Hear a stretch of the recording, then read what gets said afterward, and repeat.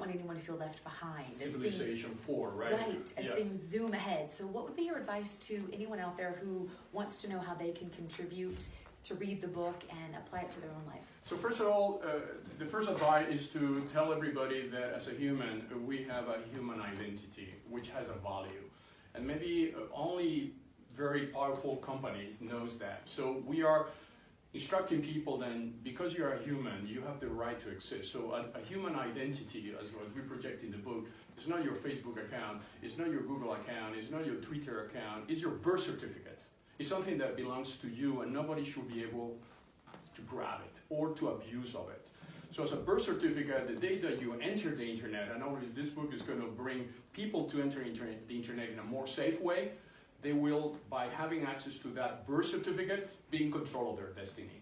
And that consent that they have will empower them to have services.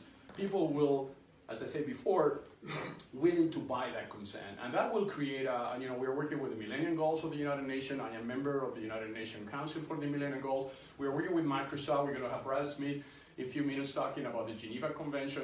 All these minds are working for the same endeavor, to make human totally independent. And those are big companies. The Tech Accord involves all the bigger companies in the world. And all of them, they are working to protect the human. So I think what is a major achievement, and maybe the achievement in the last 3 years in Davos, is that we have put the human in the main agenda of everybody else. This was not the case before.